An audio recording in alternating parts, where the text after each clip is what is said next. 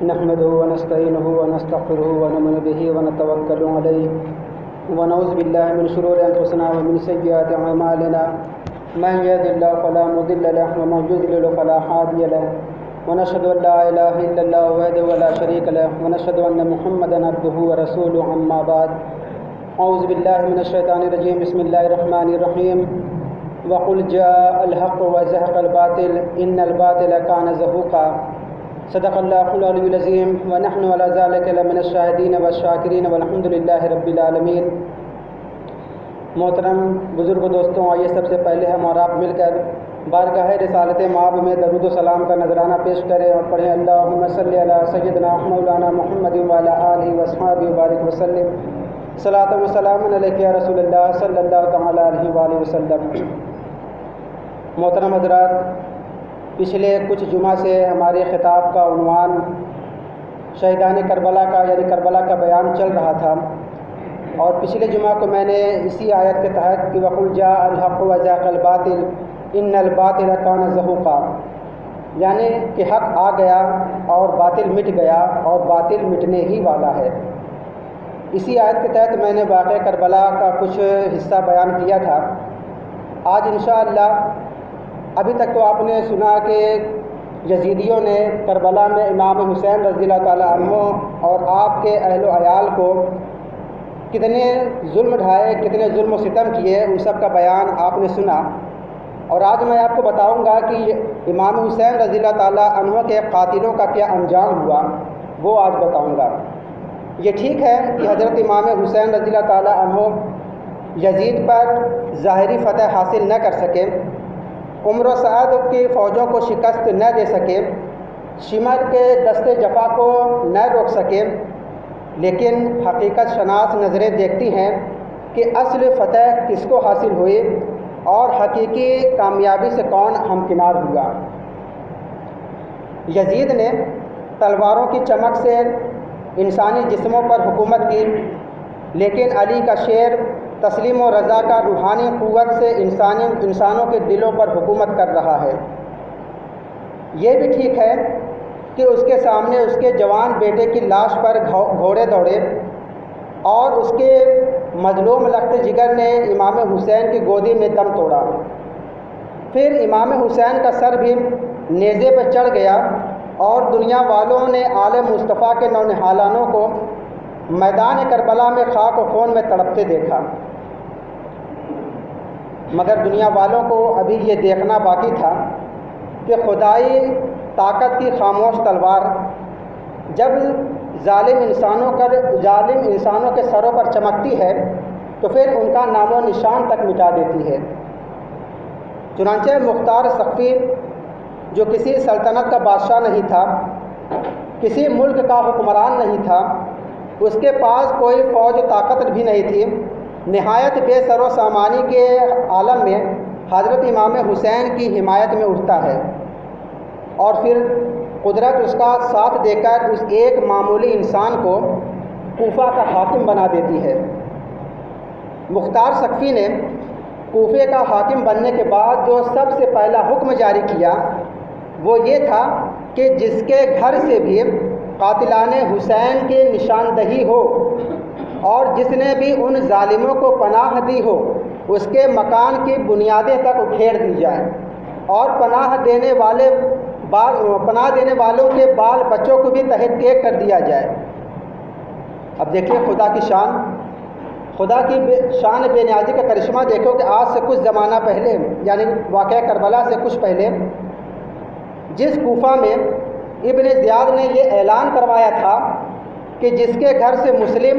اور اس کے بچوں کو اطلاع ملی اس کے گھر کو مسمار کر دیا جائے گا، اور آج اسی کوفہ میں مختار سقفی کا یہ اعلان ہوتا ہے کہ جس نے بھی قاتلان حسین کو پناہ دی اس کی گردن اڑا دی جائے گی۔ وہ کوفہ والے جنہوں نے امام پاک سے دھوکہ کیا، دغا بازی اور بے وفائی کی، نہیں بلکہ بے ایمانی کی، آج مختار کے اس خوفناک اعلان سے کانپ گئے اور میدان کربلا میں ظلم و ستم کرنے والے پہاڑوں اور جنگلوں میں چھپنے لگے۔ مگر شاید وہ یہ نہیں جانتے تھے کہ قہر الہی جب کروٹ لیتا ہے تو پھر قوم لوط کو نیست و نابود کر دیتا ہے، قوم لوط کو صفحہ ہستی سے مٹا دیتا ہے اور بستیوں کی بستیاں اجاڑ دیتا ہے۔ مختار کی فوج نے ہر طرف تلاش شروع کر دی اور پھر کسی کو تہخانے سے، کسی کو پہاڑ کی کھوہ سے اور کسی کو جنگل سے پکڑ کر شام سے پہلے پہلے تمام قاتلان حسین کو مختار سقفی کے سامنے حاضر کر دیا۔ جب سب کے سب حاضر ہو گئے، عمر و سعد کو دیکھ کر مختار سقفی کی آنکھوں میں خون اتر آیا اور گرج کر بولا کہ اے دنیا کے کتے، بتا تجھے کون سی سزا دوں جس سے میری اور مسلمانوں کے دلوں کی وہ آگ ٹھنڈی ہو جائے جو تیرے ناپاک ہاتھوں نے کربلا میں لگائی تھی۔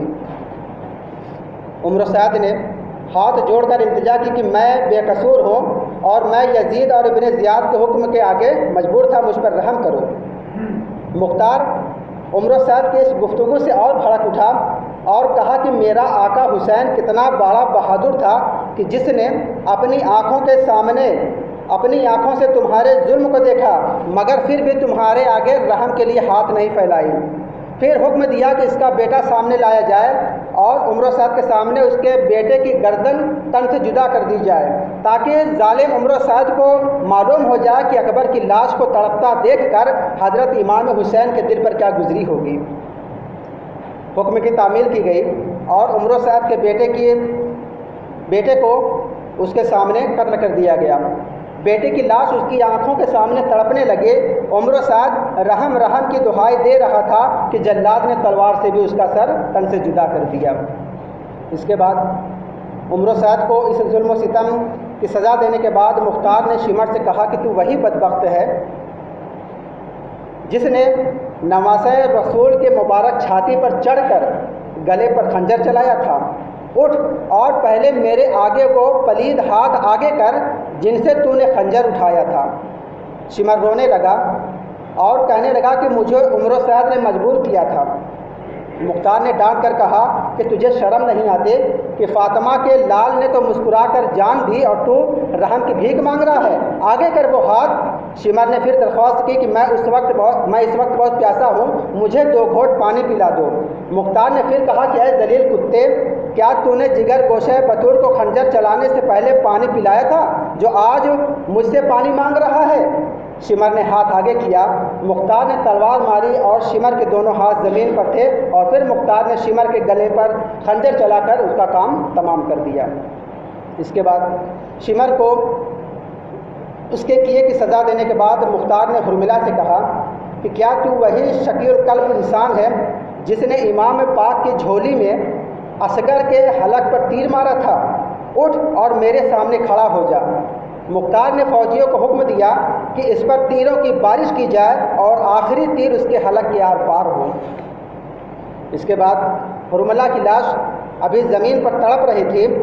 کہ خولہ کو لایا گیا۔ خولہ کو دیکھ کر مختار کا خون کھول گیا، آنکھیں غصے سے لال ہو گئیں اور گرج کے بولا کہ یہ وہ سنگ دل اور دشمن خدا ہے جس نے امام پاک کے سینے پر برچھا مارا تھا اور پھر نواسہ رسول کا سر اقدس نیزے پر چڑھا کر ابن زیاد کے پاس اسی کوفہ میں لایا تھا۔ اگرچہ اسے جتنی بھی سزا دوں میرا کلیجہ ٹھنڈا نہیں ہوگا، مگر اس کی سزا یہ ہے کہ پہلے اس کے دونوں ہاتھ کاٹے جائیں اور پھر دونوں پاؤں، پھر اس کے سینے پر برچھا مار کر واصل جہنم کیا جائے اور پھر اس کا سر کاٹ کر نیزے پر چڑھا کر میرے سامنے لایا جائے اور پھر اس کے بعد جلادوں نے ایسا ہی کیا۔ ابن زیاد یہ خونی کھیل کھیل کر اور چمنستان فاطمہ کی ہری بھری شاخوں کو کاٹ کر اور اس کے مہکتے ہوئے پھولوں کو توڑ کر اور پھر یزید سے حکومت، موصل کی حکومت اس ظلم و ستم کے نام میں حاصل کر کے ہر طرف سے بے خوف ہو کر وہ بیٹھ گیا تھا ابن زیاد، مگر اس کو یہ معلوم نہ تھا کہ خدا کی لاٹھی بے آواز اور اس کا قہر خاموش ہے، اور اسے یہ بھی معلوم نہ تھا کہ مختار قہر الہی کی صورت میں نمودار ہو چکا ہے اور اس کے اشاروں پر ناچنے والے عمر سعد، شمر اور خولہ اپنے ظلموں کی سزا پا چکے ہیں۔ مختار سقفی نے ابراہیم مالک اشتر کو حکم دیا کہ ایک بھاری فوج کے ساتھ ابن زیاد پر حملہ کیا جائے اور اس کو زندہ یا مردہ میرے سامنے پیش کیا جائے۔ چنانچہ ابراہیم بن مالک اشتر نے ابن زیاد پر حملہ کر دیا اگرچہ ان کے پاس سامان بھی بہت کم تھا اور فوج بھی بہت کم تھی، مگر چونکہ قدرت ان کے ساتھ تھی اور منشاء قدرت یہی تھا کہ قاتلان حسین کو ان کے ظلم و ستم کی پوری سزا ملے، اس لیے ابن زیاد کا فوج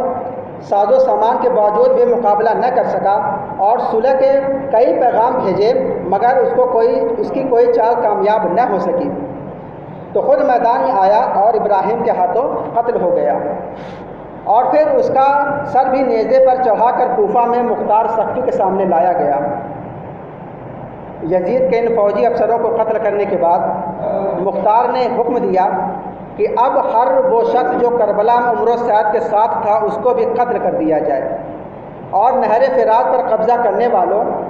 لاشوں پر گھوڑے دوڑانے والوں اور تیر چلانے والوں کا بھی خاتمہ کیا جائے۔ چنانچہ ایسا ہی کیا گیا، یعنی سب کو سزا دی گئی، سب کو مار دیا گیا۔ اور جب مختار تمام دشمنان اہل بیت اور قاتلان امام حسین رضی اللہ تعالیٰ عنہ کو واصل جہنم کر چکا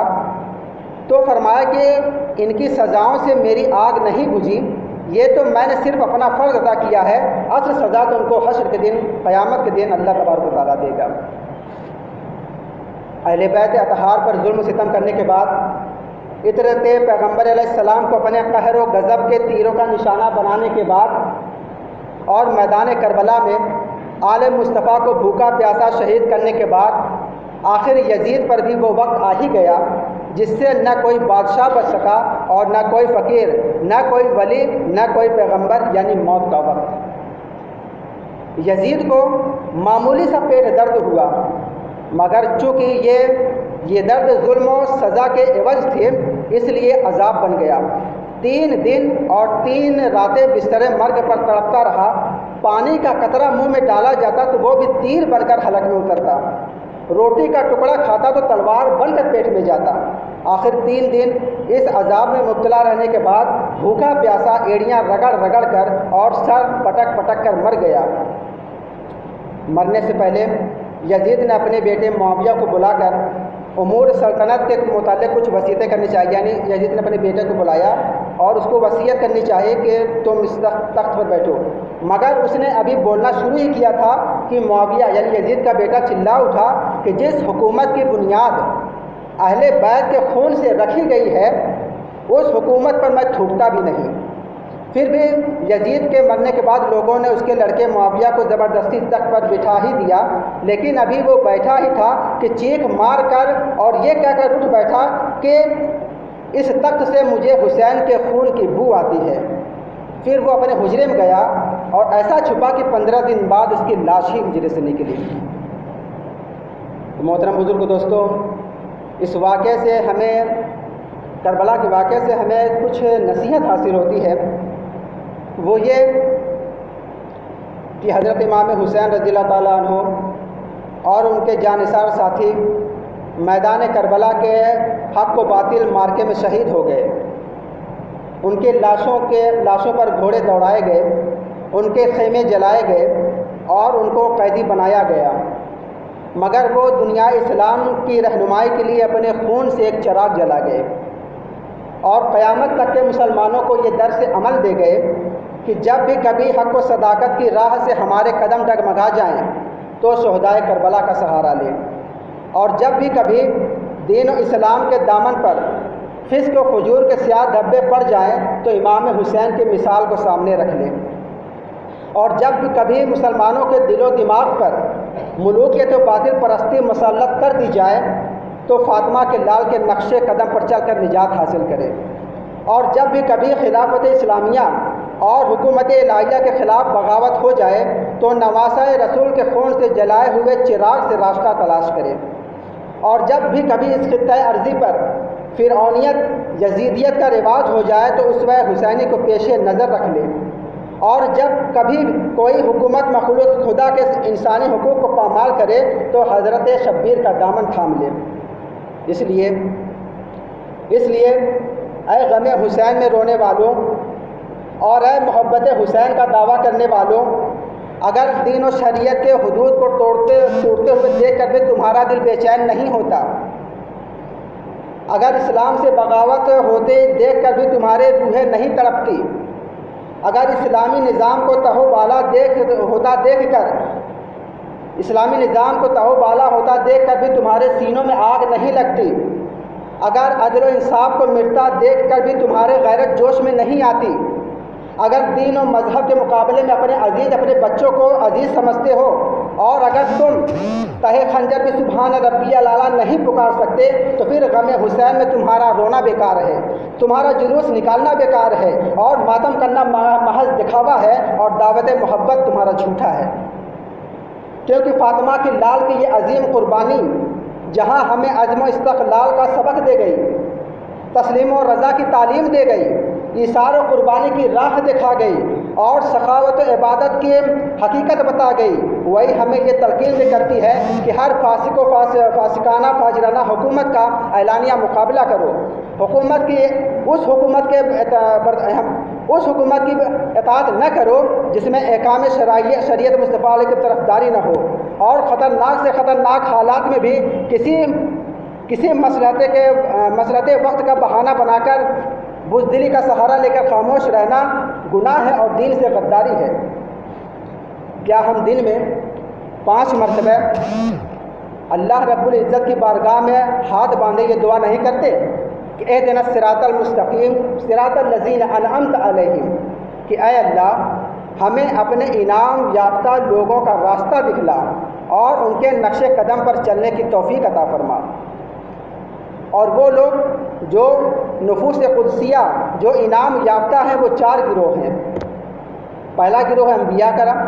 پھر صدیقین، پھر شہداء اور پھر صالحین۔ تو جن انعام یافتہ لوگوں کے سیدھی راہ پر چلنے کے لیے ہم بارگاہ رب العزت میں دن میں 5 مرتبہ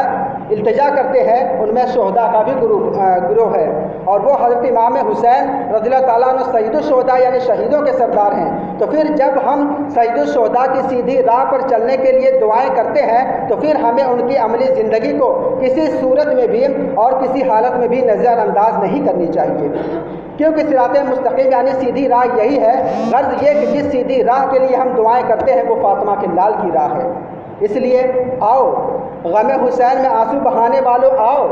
جلوس نکالنے والوں آؤ، غم حسین میں سینہ پیٹنے والوں آؤ، حسین کی محبت کا دعویٰ کرنے والوں آؤ، نواسہ رسول کی سیدھی راہ پر چلیں، ان کی تحریک کو زندہ رکھیں، اور اپنے اندر وہی عزم و استقلال، وہی تسلیم و رضا، وہی جذبہ ایثار، وہی قربانی اور وہی طریقہ سخاوت عبادت پیدا کریں۔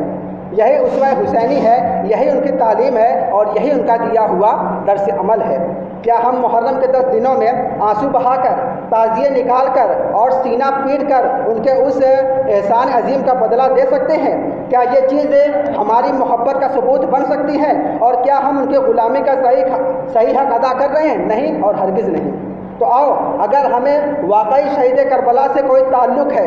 اور اگر صحیح معنوں میں ہمیں امام حسین رضی اللہ تعالیٰ عنہ سے محبت ہے، تو پھر ان کے خون کے ہر قطرے کی یہ آواز سنیں کہ قتل حسین اصل میں مرگ یزید ہے، قتل حسین اصل میں مرگ یزید ہے، اسلام زندہ ہوتا ہے ہر کربلا کے بعد۔ آؤ کہ فاطمہ کے لال کے روحانی انقلاب کو زندہ کریں، ان کی عظیم قربانی سے سبق سیکھیں، ان کے غم کو شب و روز تازہ رکھیں، اور اپنے آپ کو مکمل طور پر ان کے مقدس دامن سے وابستہ کر کے دنیا کے باطل پرست انسانوں کو بتا دیں کہ دنیا کے بڑے بڑے تاجدار تو مٹ سکتے ہیں، بڑے بڑے حکمران تو فنا ہو سکتے ہیں، اور بڑے بڑے پرشکو بادشاہ کا بے نام و نشان ہو سکتے ہیں، مگر ایک حق پرست انسان بے سر و سامان ہونے کے باوجود بھی مٹ نہیں سکتا۔ پھر اپنے جاہو جلال پر ناز کرنے والے حکمرانوں کو دکھا دیں کہ فرعون مٹ گیا، نمرود فنا ہو گیا، ابو جہل ختم ہو گیا، اور یزید بے نشان ہو گیا، مگر سیدہ کا لال ابھی زندہ ہے، اس لیے کہ ان کا روحانی انقلاب ابھی زندہ ہے، ان کا دیا ہوا درس عمل ابھی زندہ ہے، ان کا نام لیوا ابھی زندہ ہے، ان کے غلام ابھی زندہ ہے، مسلمان ابھی زندہ ہے، اور خاک کربلا بھی ابھی زندہ ہے۔ وآخر دعوانا الحمد للہ رب العالمین۔